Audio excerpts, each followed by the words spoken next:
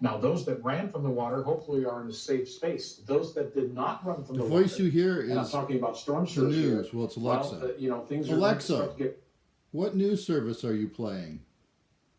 Sorry, I don't know that one. Ah, she doesn't. What does she know? And that includes anywhere, I would say, from Sarasota down to... I don't want to be that guy, but I'm going to gloat. Port Charlotte. And first of all, Fort Myers. Alexa, stop. I think in most of us there's a yin and a yang. There's a good and a bad. You know, you ever see that cartoon? I'm sorry you have to look at this, but I've got diabetic skin. This is my life. Pieces of me peeling off. Well, it started out as I just was too embarrassed to go get a haircut with things like that in my head. My arms are... I've got some lotion for it, but it's like... it's just kind of creepy. I'd rather have the sores than spend the whole day coating myself with diabetic lotion because I've got diabetic skin. But trust me, they're all over my arms. And can you see any of them? Well, I guess maybe I'm imagining it. It's not as bad. Here's one. If you're in Florida right now, it'll make you feel better. You may be drowning or getting hit by trees traveling 100 miles an hour, but at least your skin isn't. You're covered in like leprosy-like lesions because you've got diabetes. Look at that. They're all just everywhere. Look at... I'm not trying to be obscene, but there's like a big one. Where is it? I feel it. Oh, there it is. See that? It feels worse than it looks. But it's like itchy. It's everywhere. And it's because of the diabetes. So I did that so that you don't think that I'm gloating too much. Misery loves company. And my skin is making me miserable. They were going to die. See this foot? They were going to amputate it because of cellulitis and lymphedema and a couple other... A neuropathy. My toe. Can you see my toe? It's purple. Maybe you can't see that it's purple. But it's purple. And it feels like a peg leg. What is this? What is it doing to me now? Oh, wait. Are you filming? I don't know. I don't know how these things work. I mean, this is it. I'm 65 years old, and I'm beginning to understand the old people's aversion to technology. Oh, my God, look at that. That's like a hole. That's also, what is it, ADD or ADHD? Attention deficit. I mean, it's like I'm just obsessively scratching everything because it itches. I don't look like a monster, but since I haven't gone to, what is it? I haven't gone to. Oh, the place where you get your hairs cut, Lady Jane's in my case. My mother suggested it back when she was sane. So this is like 20 years. Well, my mother was never sane, but it was before she developed senile dementia. I remember the doctor coming in and saying, first of all, he felt he had to qualify everything he was about to say because he was about to tell us our everything that we'd already known, that my mom was batshit crazy and always has been. Your mother's a very intelligent person, he said. It's very obvious for her to have held things together and held a job and not killed all of you. She's very intelligent. I was just listening to something on Alexa, play Audible. Resuming why Buddhism is true from Audible. There's about 37 minutes left in this chapter and about 5 hours, 49 minutes left in this book. Textbooks and museum exhibits as the thing that makes you human. It is said to be the executive seat of the brain, endowing us with a capacity for extended reasoning and planning and sorry you had to self-control. look at that. You can tell that our ancestors, the Australopithecines, were lacking in these departments. Just look at the embarrassingly sharp slope of their foreheads.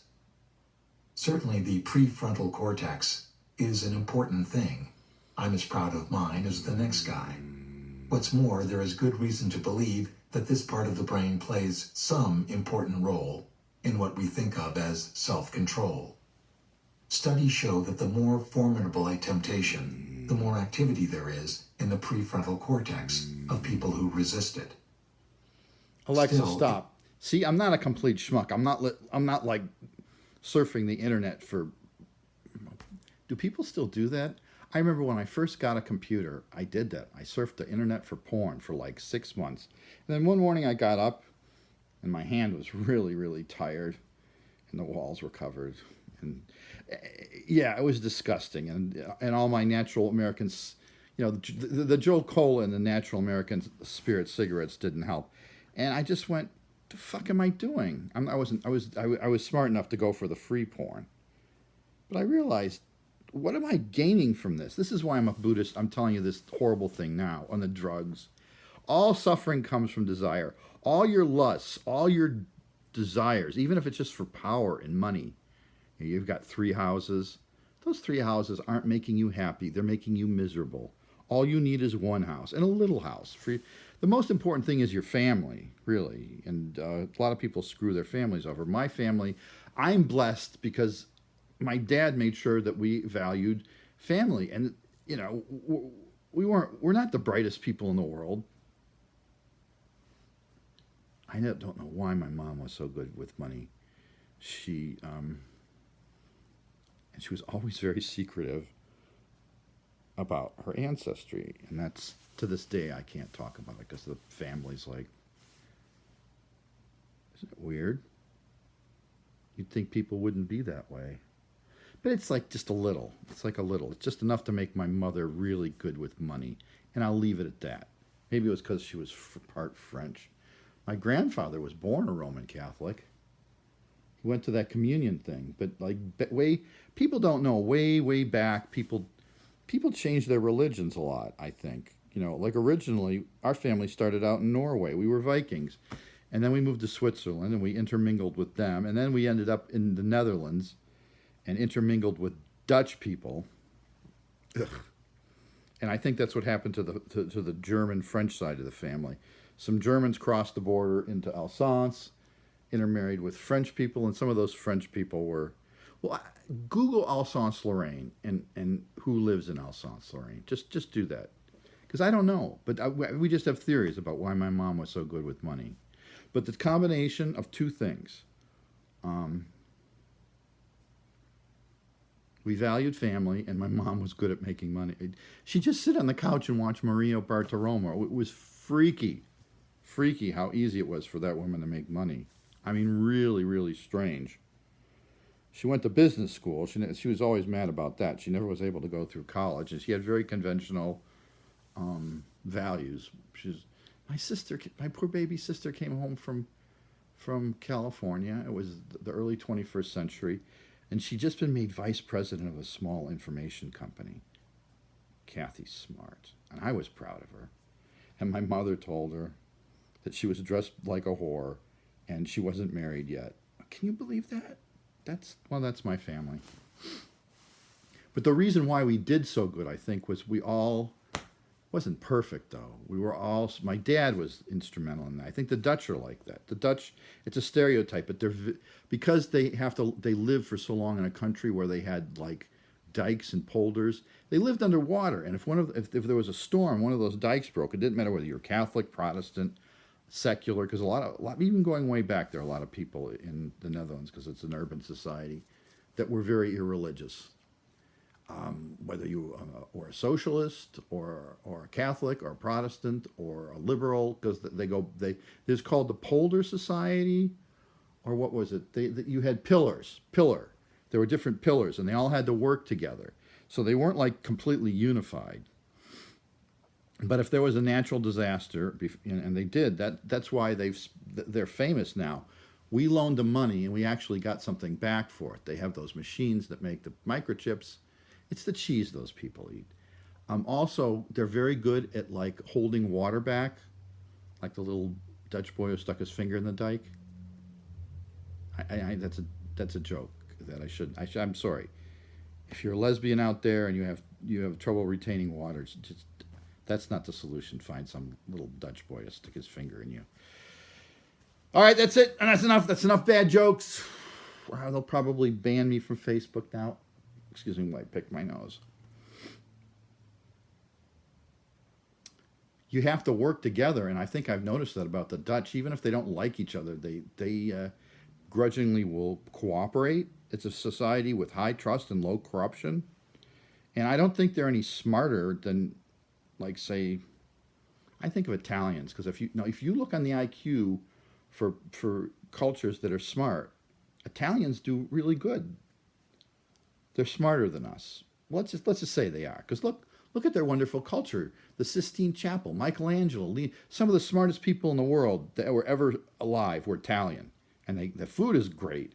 And the Italian Renaissance. Europe would be a backwater. It would be just a freaking backwater if it wasn't for the Italian Renaissance. They invented modern banking, and the Dutch took that and made corporations and the stock market. And you might think capitalism is horrible, but it's just a phase, and it's much better than feudalism was. Trust me. Since the end of feudalism and the beginning of the Industrial Revolution, life expectancy has gone from about 25 years to like 85 years. At the turn of the century, life expectancy was about 45 years. When I was a kid in the 60s, it was 65. I don't know if there's a limit. I think maybe there should be, because people get older and older. And then basically, when Social Security started, it was like a reward for living that long. And maybe you got 3 or 4 years of retirement, and then you died of you drank too much, or your sausages were too fat. The Germans started the old age pension. And I don't think you got it till you were 70. But it was an improvement over what other people had. But it was your money. I mean, it wasn't like the government was giving you anything. It was taking your money, putting it in a pension fund, and then returning it to you because you were out with Olga or Helga or Heidi drinking schnapps and Jägermeister. You came home and you were broke, and when you're old, you didn't have anything. Because that's what most people do. No matter what their culture, you think, oh, well, German people are smarter than everybody else. They save their money. No, they don't. If you look at savings rates in Germany, it's low. The only reason the Swedes' pension system didn't completely collapse is they allow people to put part of their Social Security in a private fund. 90% don't, but that 10% that do, they make out better, and it keeps the system from completely collapsing. The Australians did the same thing. In the 70s, their Social Security system was about to collapse.